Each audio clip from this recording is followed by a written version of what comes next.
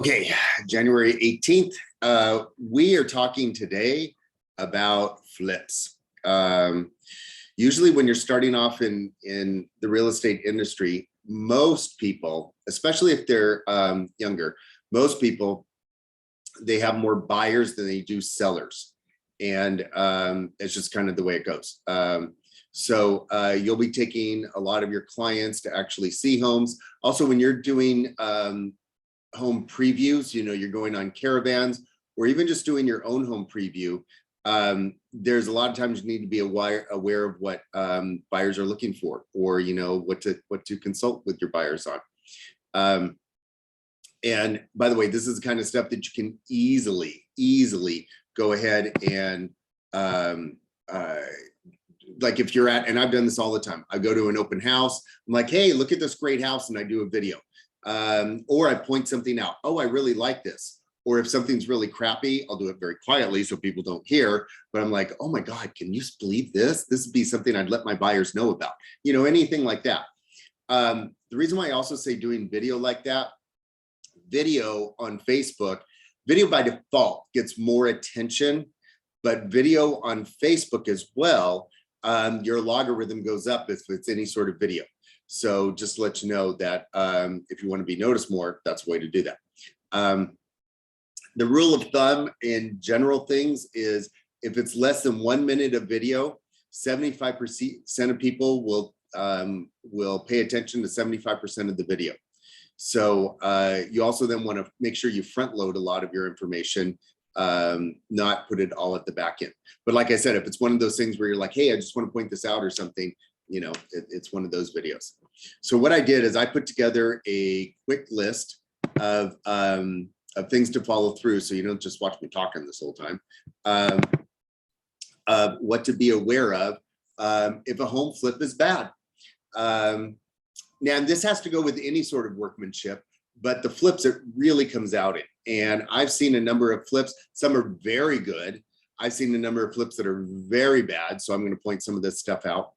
And I'm also going to, and by the way, a lot of these carry over just to a home, because sometimes people have done work on their own home and it's not the best work in the world. And that's where sometimes you have to be a little bit careful, because if people have done their own work on their home, a lot of times they have an ego involved where they will go ahead and be like, oh, look, I put in the flooring. I'm like, yeah, I can kind of tell.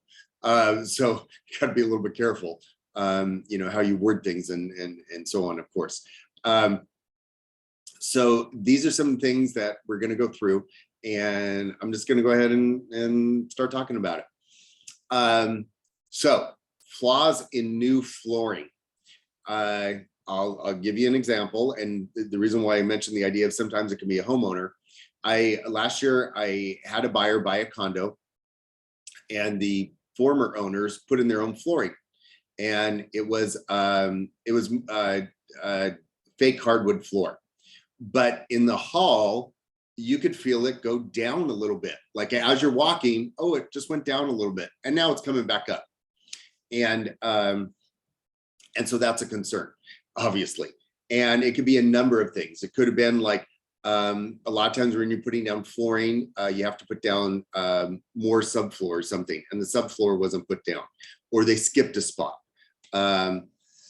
When homes are, when you have a home, they first put down a subfloor, which is usually a plywood, that any sort of wood like that, and then they'll put the flooring on top of it. Now, it can also be, on newer homes, they're almost all, by the way, there's two different foundations, mainly. There's raised foundation, where the foundation is actually off of the ground. That's why it's called raised foundation. And almost all your older homes are built that way. And then they have like a wood subfloor underneath, and they call it a subfloor because it's not the actual floor you're walking on. It's the floor that supports it underneath. Your newer homes will have a cement foundation, or sometimes called a slab. And a slab foundation is literally a poured slab of cement. And so then anything can be put right on top of that.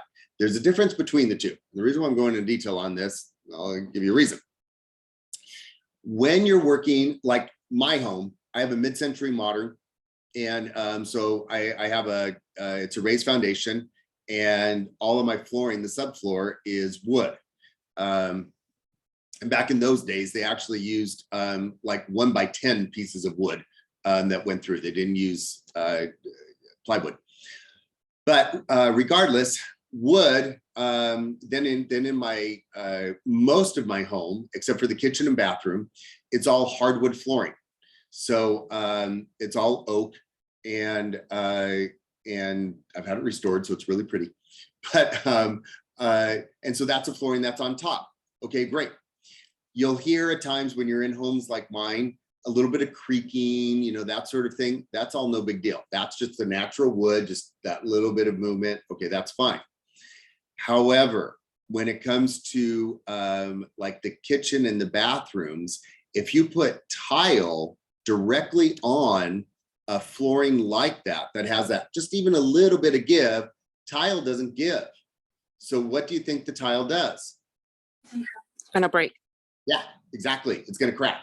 My sister, she had a friend of hers that was so proud of herself because she had a home with raised foundation and the subfloor was wood, and she tiled her kitchen.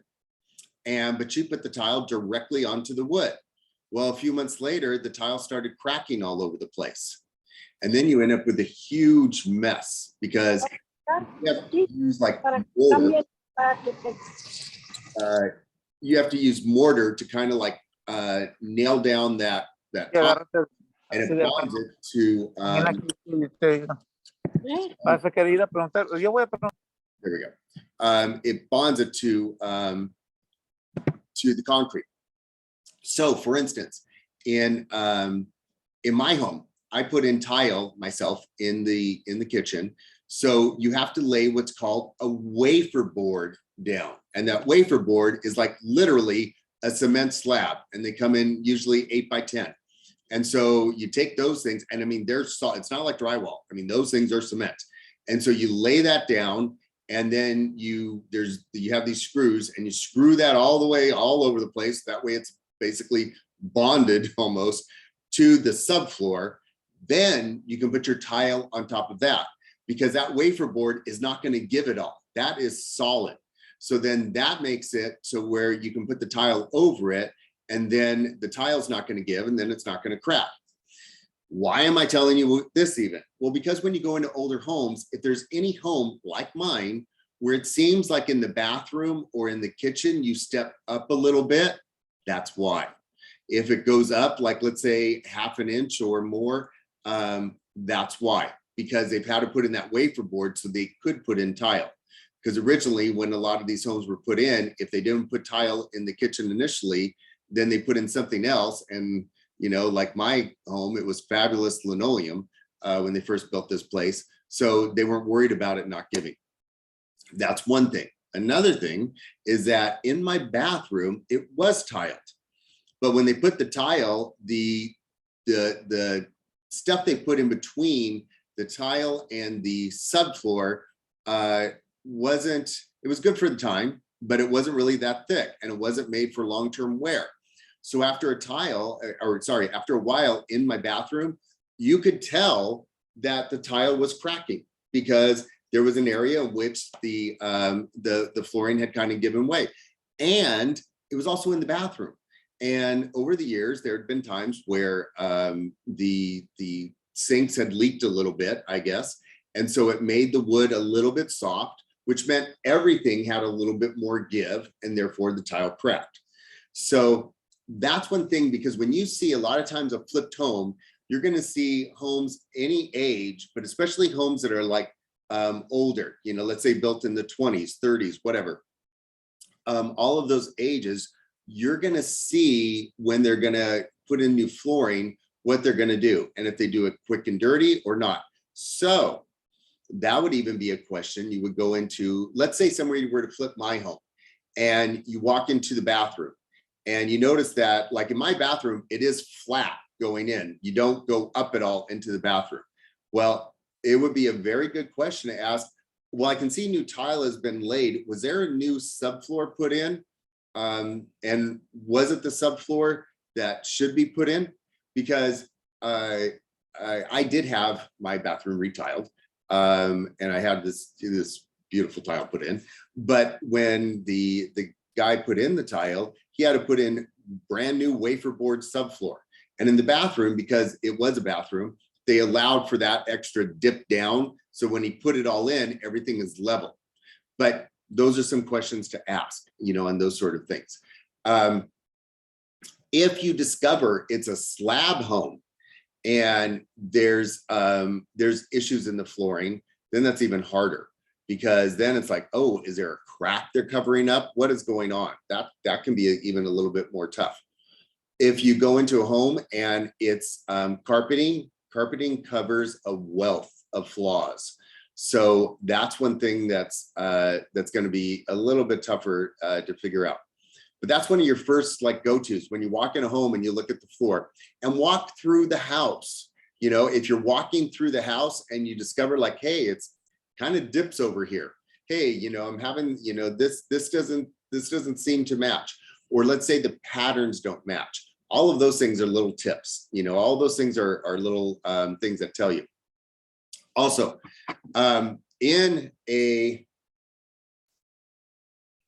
if new flooring is put in, usually it is supposed to be like the whole kitchen is a new remodel. Usually it's supposed to be that the flooring goes underneath the cabinets and then the new cabinets are put on top. But if it's the other way around, where the cabinets actually go and then the flooring butts up to it, sometimes it's hard to tell. Then that kind of tells you like, oh, that was probably done by not a professional contractor, because a professional contractor wouldn't do that way. Now, again, in my home, I have really good original cabinets. They're solid and they looked great. So I sanded everything down to bare wood and redid everything and put on all brand new hardware. So I kept my cabinets. So when I put in my new flooring, I did just that. I couldn't go underneath the cabinets, you know, I just butted up to it. And then I put in all new baseboard. But you just look for those sort of things. Another thing you look for is, how are things like if new flooring is put down, and how is it everything matched up well? You know, are there any weird things like when it goes around a door jamb, when it does anything like that? How does it look? And this is where you don't have to be an expert. It's like, does that look funky? Well, if it looks funky, that kind of tells you something. Okay, any questions on flooring? Okay, workmanship in the kitchen. Kitchen and bathroom is where when usually a home is remodeled, the most money is spent. It's also got some of the most detail. I've painted rooms in my own home and it's fine. When you paint the kitchen, it's a pain in the butt because you have to take everything out. I mean, there's so many things to a kitchen and to a bathroom. It's much more intricate. So look for all those details. And by the way, I also look for the quality. I even do that when I'm looking at homes. When I've homes listed, if it's solid wood cabinets, I show it off. If I have a buyer that's going through a home and I want to show, I want to see, well, what is the quality of the cabinets? I look at it. Now, there's a way in which you can tell. Most of your newer cabinets have adjustable shelves. Well, those adjustable shelves can be, kind of taken out.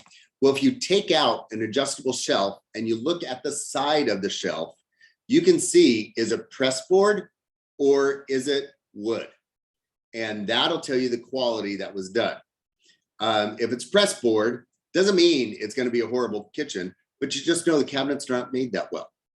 And they may not last as long as solid wood cabinets. So you can look, and right now, the shaker cabinets are the big in-style cabinets.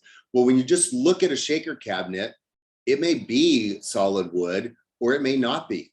Or the door could be solid wood, but the rest of the cabinet is not. So those are kind of some of the things you can help a buyer walk through. Are all the cabinets, does everything line up evenly? Was that kind of care taken? How does the tile work on the backsplash look?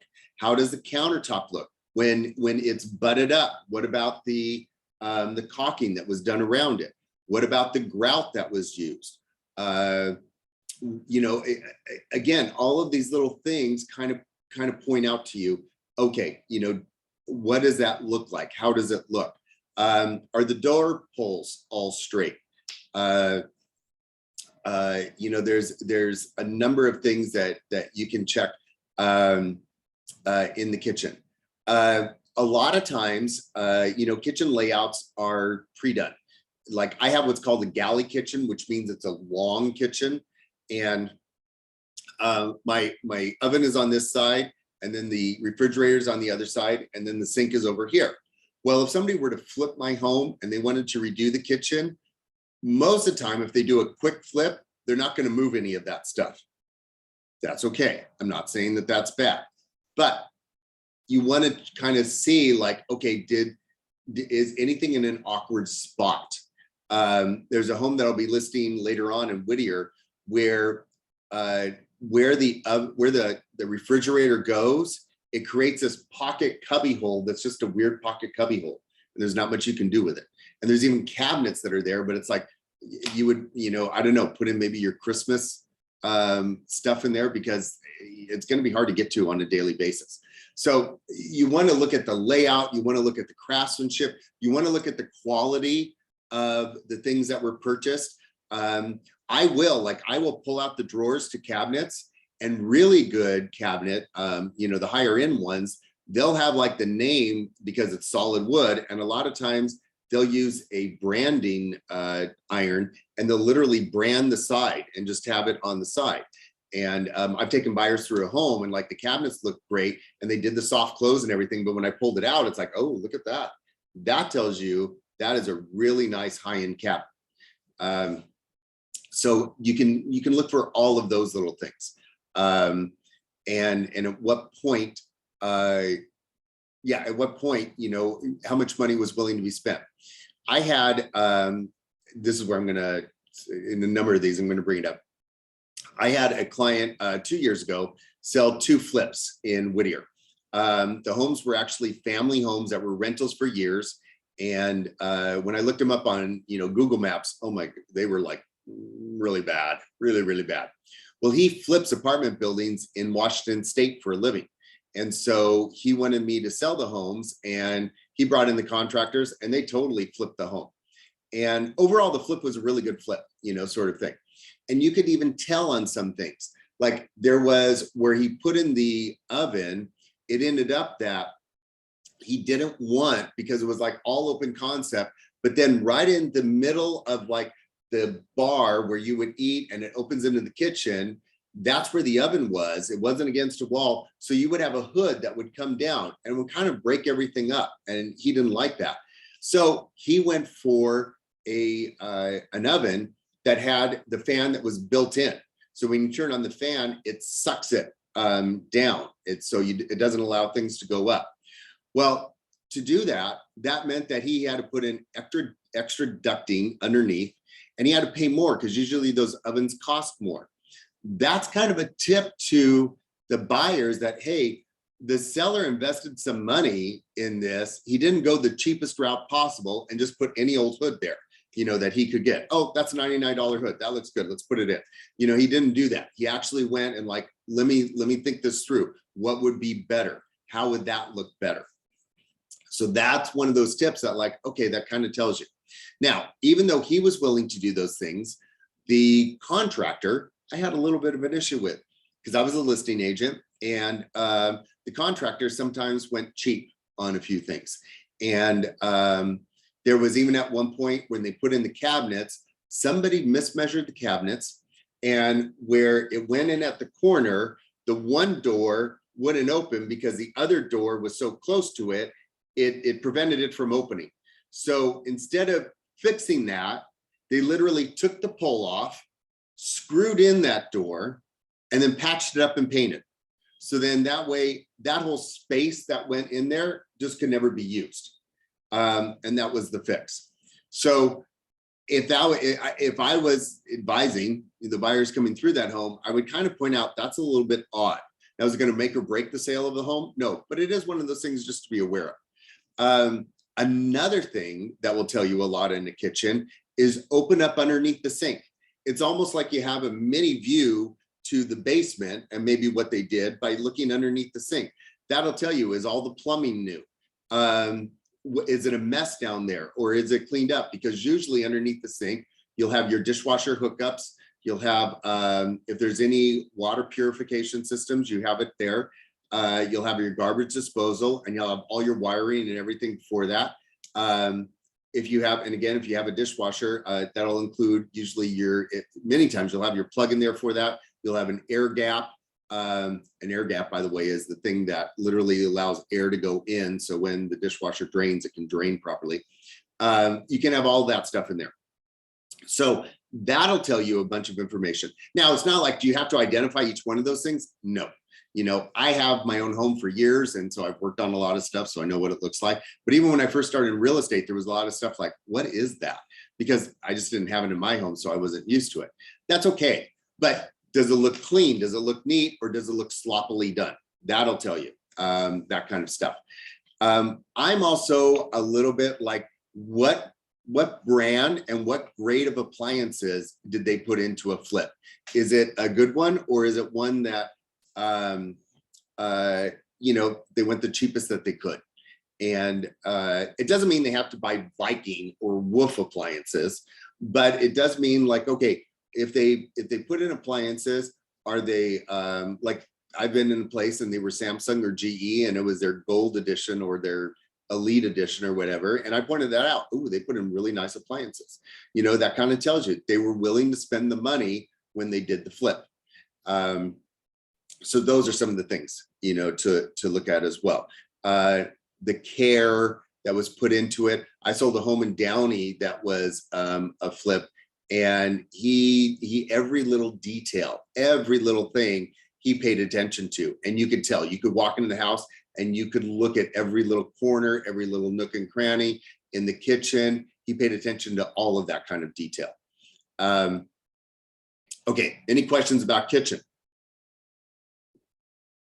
Okay, electrical wiring, that's going to be a telltale. That and plumbing. How much of a flip or even existing home has the original?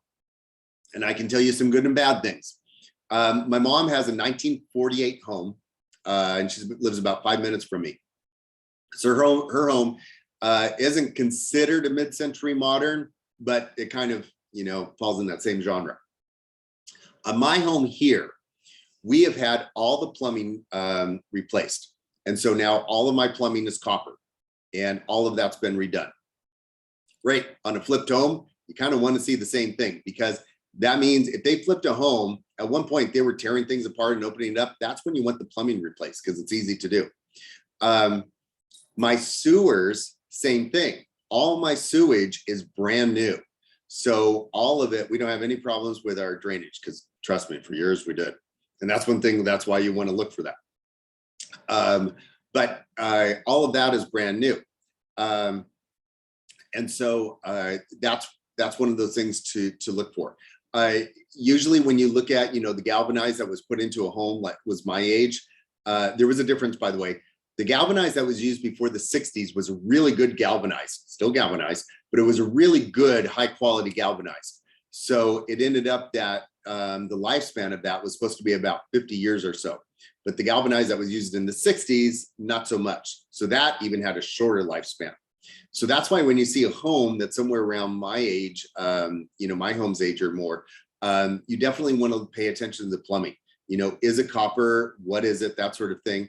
You want to ask about the sewage too, because a lot of times you'll ask about the plumbing and they'll say, oh, it's all brand new copper, and you let that go. What about the sewer?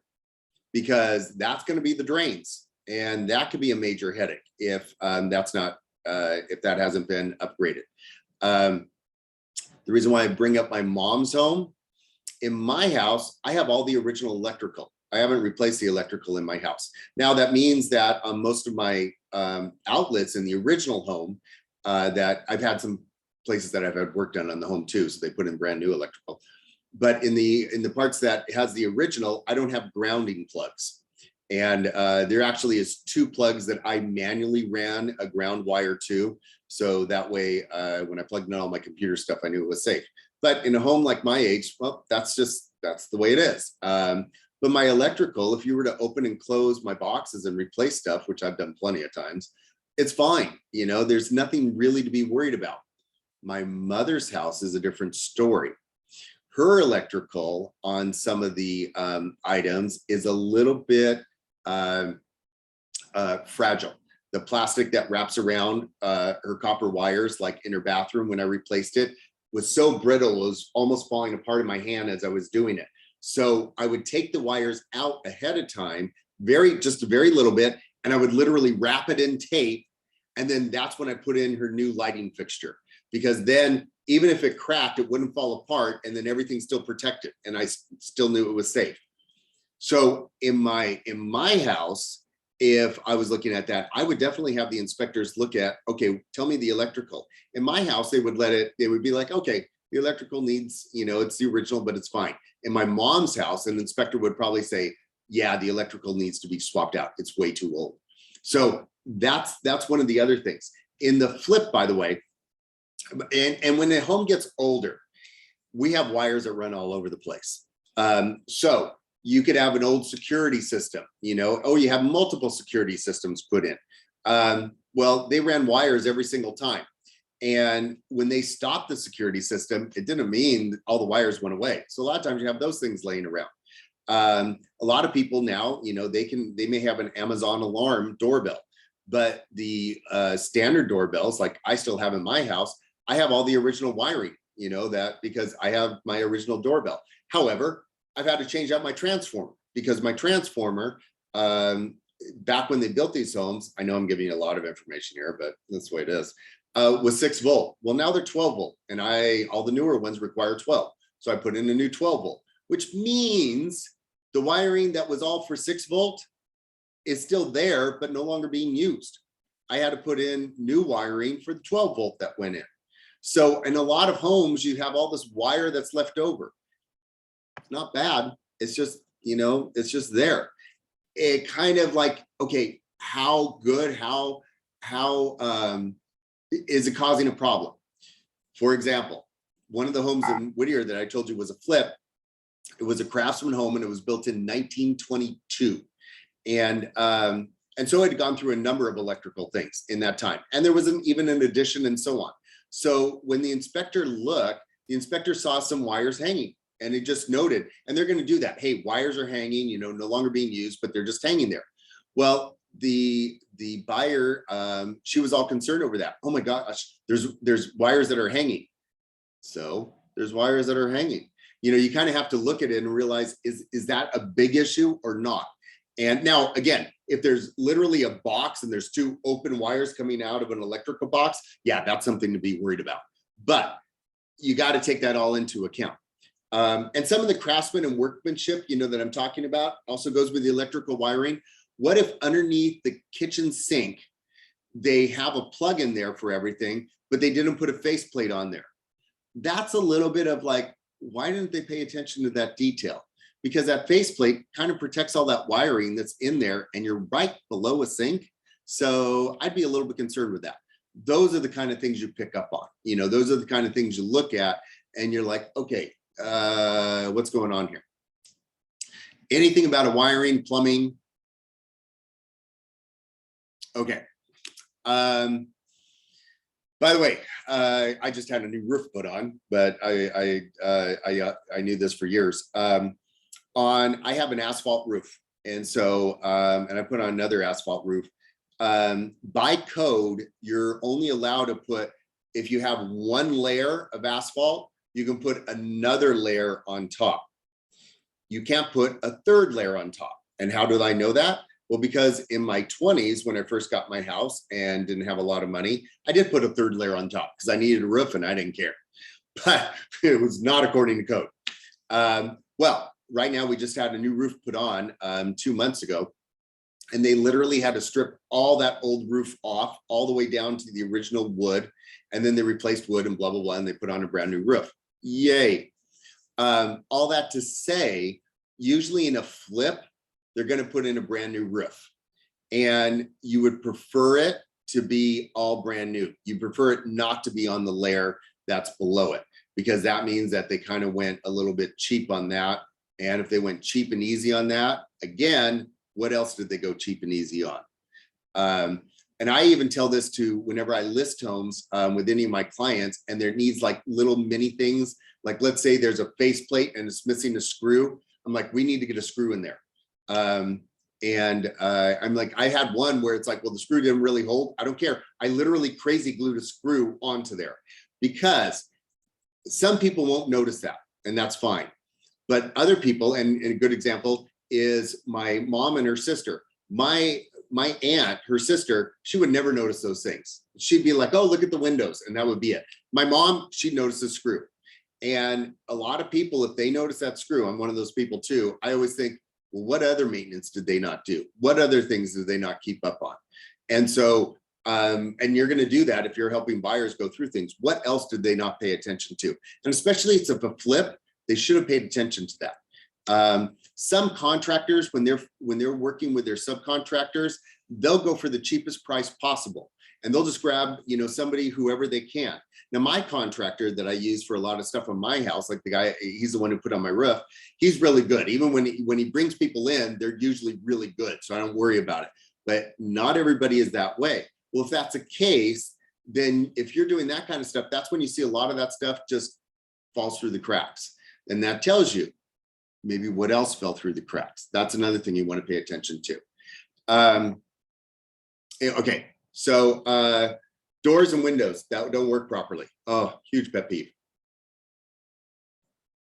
You want to look at the doors, and on new homes, that's almost like everything's brand new. So that you really don't have to worry that much on. But if it's a flip, that means that they had an existing structure usually, and now they put in a new door, or they put in a new something else. And how does it align? How well was it done? For instance, I have in my family room, we had a door that I had to take down and put back up, and I did it myself, and I did it years ago. And yay, I did it. Okay. Was it perfectly done? No, there was some gaps in there. You know, there was like, that kind of thing. And a year and a half ago, I had my contractor put in a fiberglass door in that same spot. And I asked him to put it in. And so he did. That door opens and closes incredibly smoothly. Everything is sealed around that door, and it's professionally done. If you are in a home and it's a flip, you want to check every door and every window and make sure it opens and closes properly. Now, does that mean it's going to come out in an inspection? Of course. If you have a good inspector, they're going to look at all this stuff. However, do you want your buyers getting to that point? Or if they want something that they don't want to take any chances on, then that's a telltale sign. How are the doors and how are the windows, and how well do they work? What quality are they? You know, are they the cheapest kind of doors? Does it look cheap, or is it does it look good? You know, the some of it you can tell by looking at it, you know, how good the quality is on doors. You can tell, like, if it's a solid wood door, if it's you can tell the cheaply made ones from, you know, not cheaply. You can kind of recognize all of that. I mean, if it looks good, it looks good. But at the same time,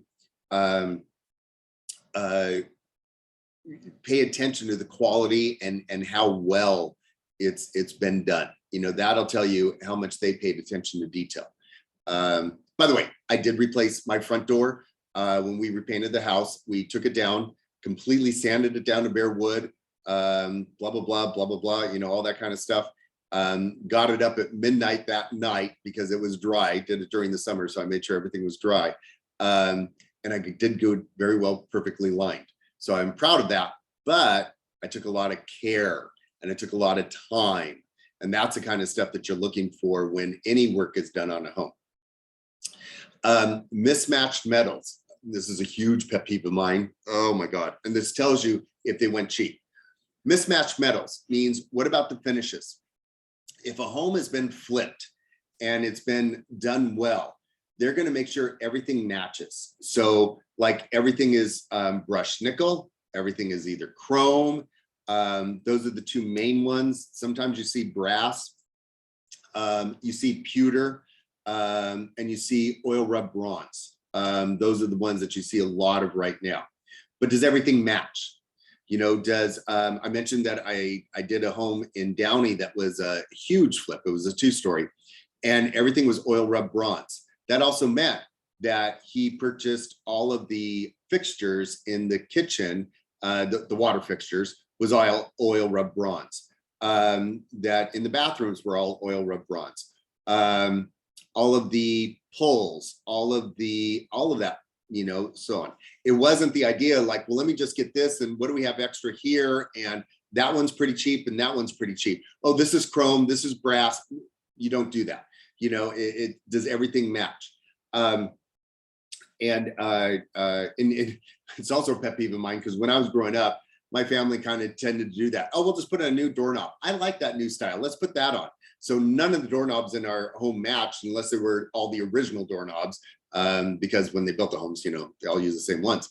So that the reason why it's a pet peeve, when I've redone my mom's house and when I've redone my house, everything matches, you know? And so I made sure like all the hardware matches, everything matches. But that is one thing to pay attention to. I've even noticed in homes, what if in the kitchen you have like a Maytag dishwasher, but then you have a Magic Chef refrigerator? Why? Okay, that tells me something. So even when it's the mismatched metals, I look at the appliances as well. Does all the appliances match? Do you have like a white dishwasher, but a stainless steel refrigerator and a stainless steel stove, or, you know, or a black stove and a stainless steel? You know, why isn't everything, that's a question of mine, you know, why isn't it not matching? Usually that means that they try to go for the cheapest price on everything. And if they try to go for the cheapest price on everything, what else did they cut? You know, what else is, you know, does it match in that? That is something that I do pay attention to. Now, if you were to come into my home, by the way, I would never sell my oven with my home. I do have an antique O'Keefe and Merritt stove. And, you know, it was made well before any of you were even born. It was made before I was born. But it's an antique, and it's one that those stoves, most of the time, are white porcelain, and then they're trimmed in a lot of chrome. And they last forever. And those of us that love our antique stoves, there's reasons why we love our antique stoves. But if you were to come into my house, you know, then everything in my kitchen is stainless steel except for the stove. Okay, don't beat somebody up over that. That's not a big deal. Obviously, it's not a flip. Somebody's not going to have an antique stove in a flip. But if you were to come into somebody's home, and you, like, if you were to come into my home and you saw the entire place, be like, oh, by the way, again, I'd have an asterisk. Stove is not included with the sale. Keep the fridge, I don't care. Stove is not included with the sale. Any questions on hardware, mismatched, any of that stuff?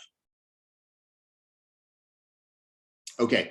By the way, years ago, it used to be on the cabinet hardware, like a telltale feature on whether it was good or not was whether it was soft close. So you could take the drawer and close it. Well, now, you know, stuff you buy from IKEA, and, you know, the cheap stuff from IKEA is soft close. I mean, everything almost now is soft close. So don't let that be the only sign, you know, on whether it's really good hardware and so on, just to put that out there. Okay, HVAC system. So if it's a cheap flip, you'll know. And some things to point out with that. There was a home in Whittier that I took some buyers to go see, and it did have central heat in the home. And they said, oh, and it's totally ready to upgrade to air conditioning. Well, that may not be true, because those ducts used for heating a lot of times were smaller than the ducts that they use for the air conditioning. So on this particular home, which was a flip, that meant that they went cheap. That meant that, you know what, we're not going to upgrade that system. In fact, we're not going to do anything with that system. You may not know everything about an HVA system. It stands for heating, ventilation, air conditioning. You may not know everything about it. And yes, your inspectors will help, but just look and see. Few things to know. A better setup, if you have a 2-story home, is you have 2 air conditioning systems, because that's called now a dual zone, and you have dual units, because heating the upstairs or cooling the upstairs is much different than the downstairs. And so if you have 2 separate systems, then it'll do it much more efficiently. Because if you have one system trying to do it and heat rises, so you have the temperature set at a certain temperature, because if heat rises, the system's going to either underserve, like let's say you're trying to you're trying to heat, well, it's going to serve one level or the other. If it's during the you know, because the second floor will naturally always be warmer, the air conditioner may freeze out the first floor because it's trying to get everything, you know, to the right temperature, and it's working. Or it can cook the top floor when you're heating because the bottom floor is freezing and you still want that heat up.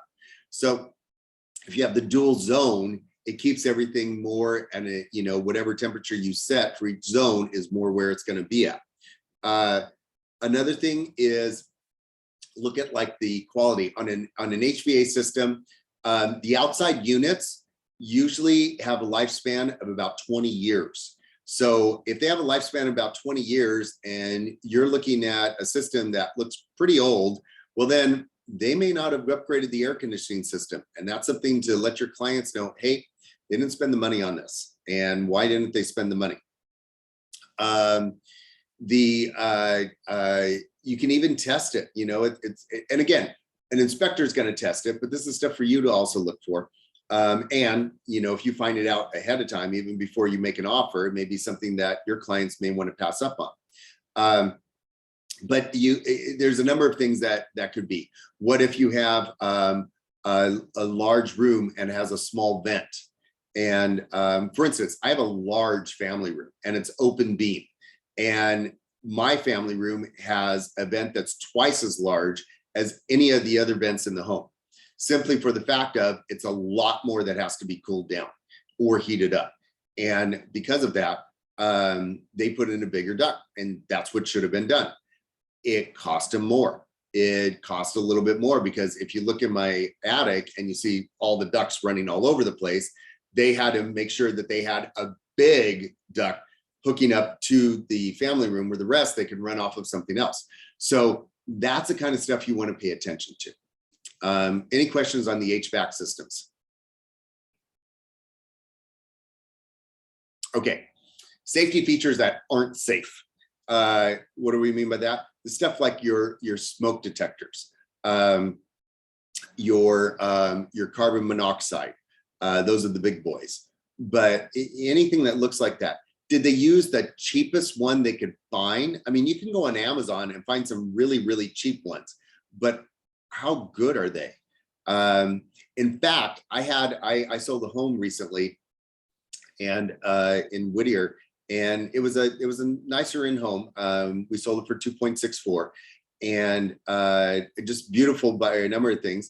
It should have had 2 carbon monoxide detectors in it, one for upstairs, one for downstairs. And so, you know, that was on the seller's responsibility.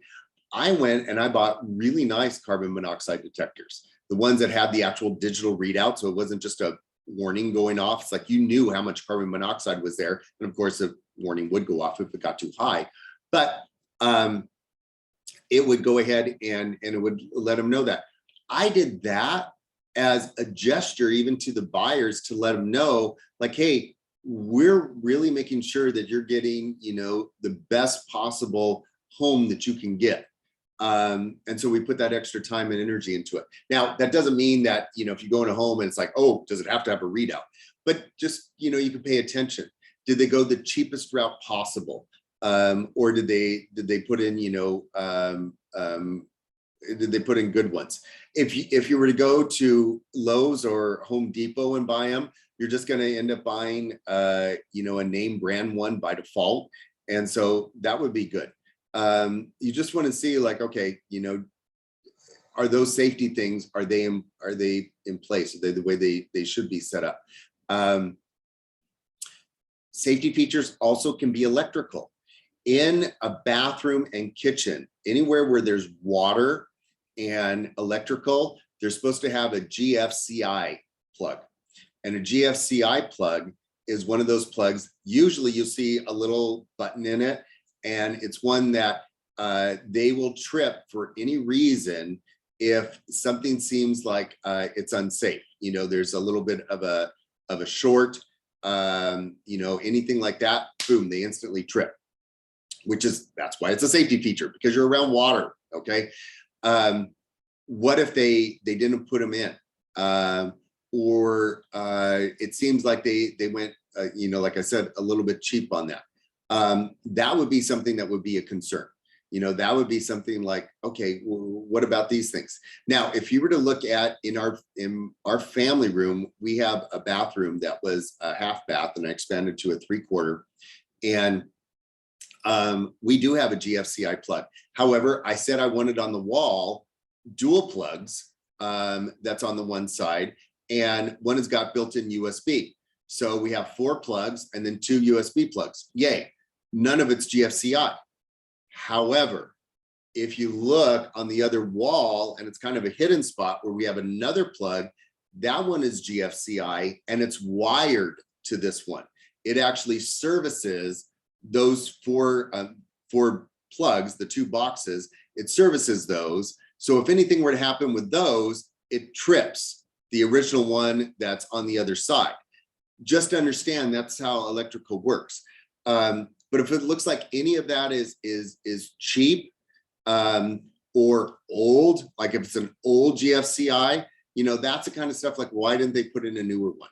Or why didn't they they put in it's supposed to be your have in your kitchen and your bath, and this is where the inspectors will know this, like how many you're supposed to have in there. But if they don't have any in there, if there's any sort of those issues, that would be the some of the stuff to kind of wonder and kind of call out.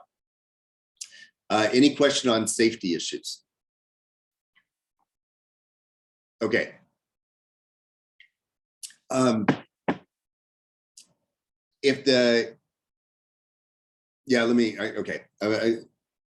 just go in order. One easy way that anybody could look this up, including you, if you go on Zillow, now you could do it on the MLS. Yes, I'm on the MLS all the time. However, when you go on the MLS, as you know, you have to log in, blah, blah, blah, look up the property and so on. If you're just looking up something quick, like last time the property was sold, you can use the MLS, or if you wanted to use Redfin, you could as well. All that being said, what you want to find out is, when was the last time the property was sold? If you see the property was sold about 6 months ago and now it's being sold again, probably was a flip. You also want to look at the photos from before and the photos afterwards. By the way, some of the things, in those photos too, it may tell you, when you look at kitchen cabinets, were the cabinets painted or were they replaced? And I'm not saying if they were painted, it's bad. Just be aware. Was it a good job or a bad job? If you were to look at my kitchen cabinets, they'd be a good job. And because I took the time, and it takes time, people. But I literally took everything down, replaced all the hardware, painted, sanded everything, and put everything back up. Okay, did they do it that way? Or did they literally leave everything in place and paint everything, including the hardware? That tells you. That tells you those kind of details. A quote I got at the bottom here. When you're touring a flipped house, you want to be as thorough as possible. Ask to check out the basement, if there's a basement. This is California, so a lot of times there's not, but every once in a while there is. If there's an attic and a crawl space, and again, it may be easy to access, it may not be. And that would be, if it's not, then it's going to probably be the inspector that's going to do that. Open up all the cabinets. That does tell you a lot. And check all the faucets, turn them on and off, all the fixtures and all the appliances that work. Also, like I mentioned, certain brands, like if you were to look at bathroom fixtures and so on, if it's some like a Moen, Delta, those tend to be some good brands. And there's a lot of other good brands out there. Those aren't the only ones.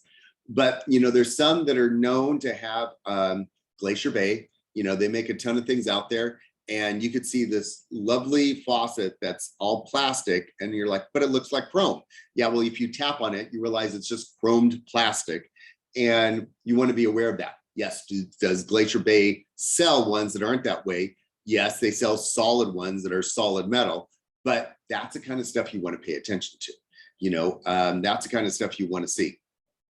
You should also look for little things like how do the baseboards align?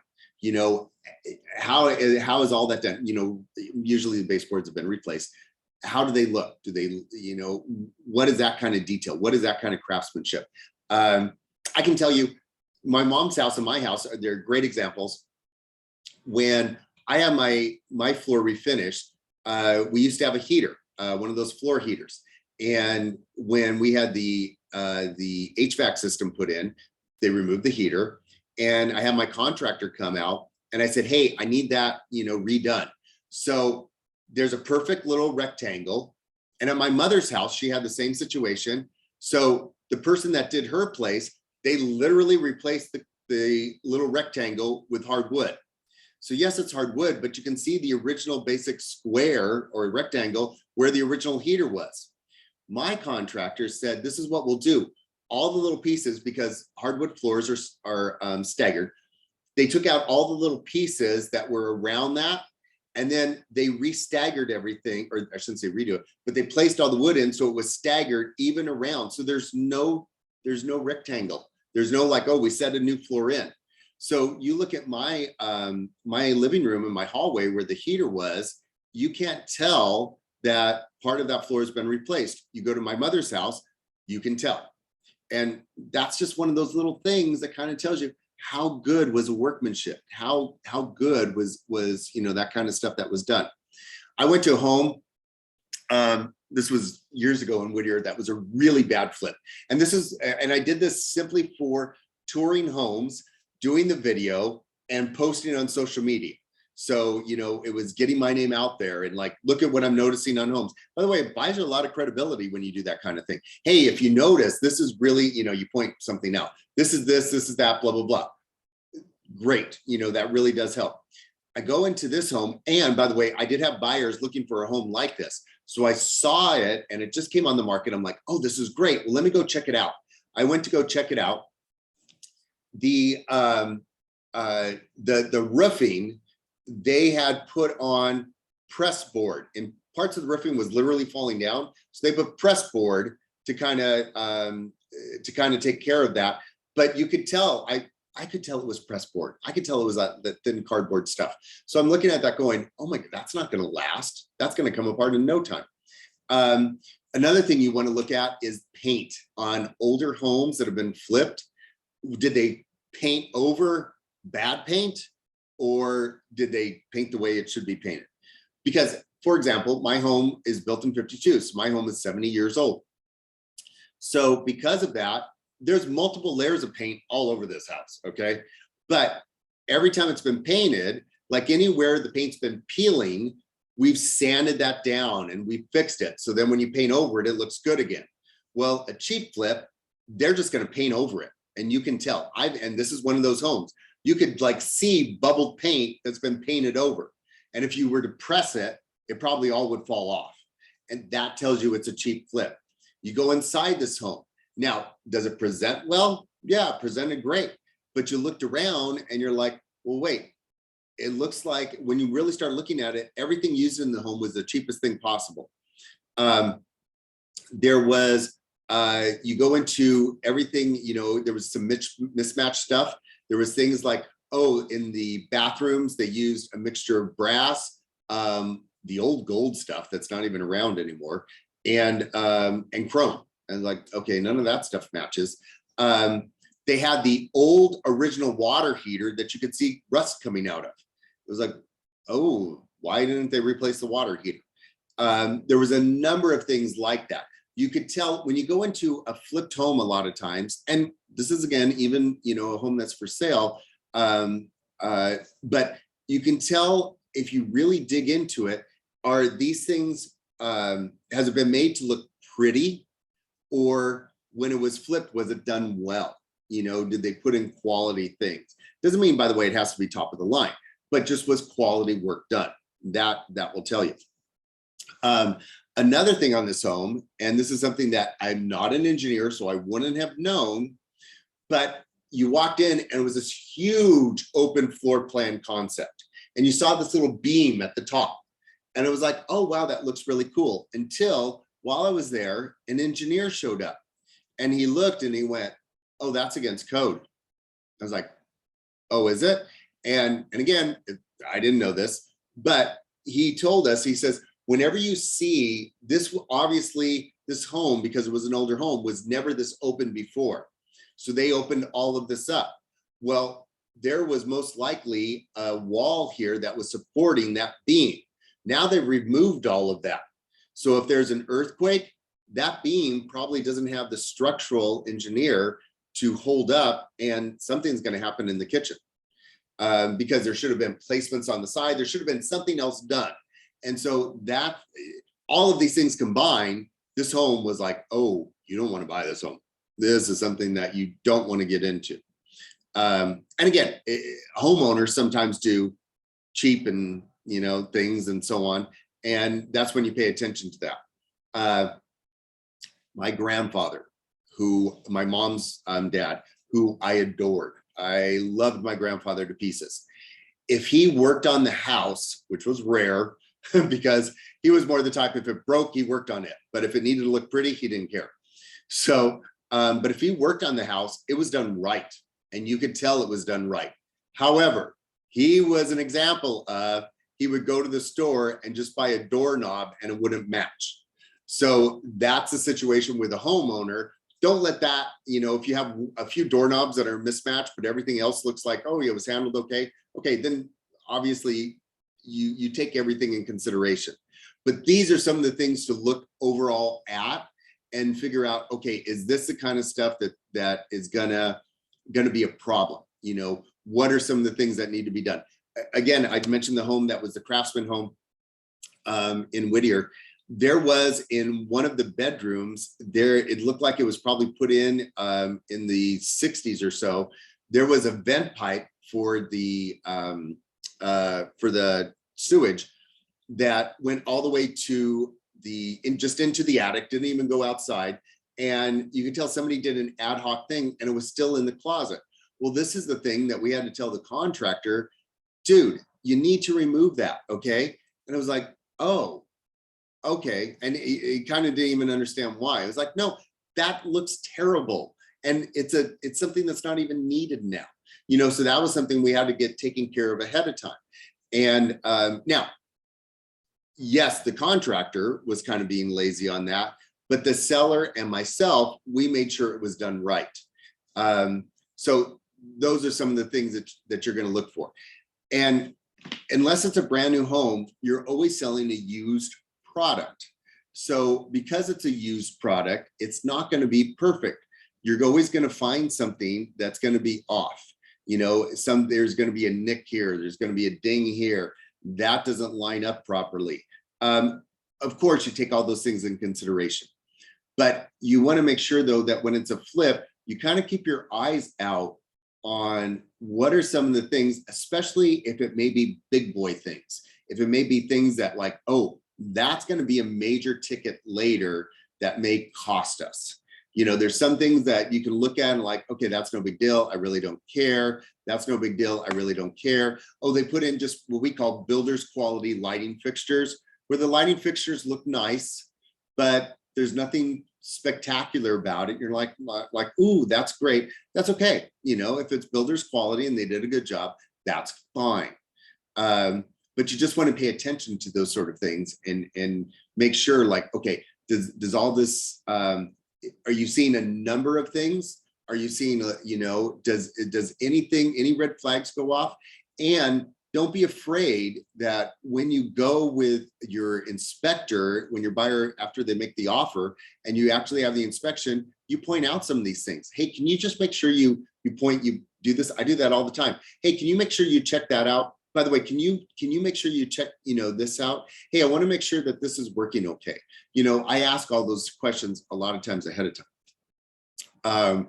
But also, this is a great list that you can go to open houses now, like I mentioned earlier, and use what you notice and leverage that. You know, you can use that sort of thing where you can and leverage it however you want. Go into a kitchen that's been totally redone. Oh, look at this great kitchen. I love the way it's done. You know, you could look at it and again, be careful if you're going to criticize on something that, you know, who's going to be in front of you there. But let's say you're in a park and you could say, and you could go like, oh, look at this kitchen. However, it looks great, but this is something to look out for. The cabinets are pressed board. They're not solid wood. That's the kind of stuff that, you know, you can use to your advantage to let people know that you're aware of these things. Therefore, they should use you to help them purchase a home, to help them with that sort of things. Any questions? We went through a lot of different items in there. You're going to find, especially in a market that's crazy like this right now, you're going to find a lot of homes that have been flipped out there, and some flippers did it to make a quick buck. And in those cases, you know, you're gonna see that, and you just want to advise your clients. Now, in the same climate, your clients may still want to purchase the home. Hey, we just want to get in a home. I understand there's things that are going to be issues, but we just need a place, and there's so little out there.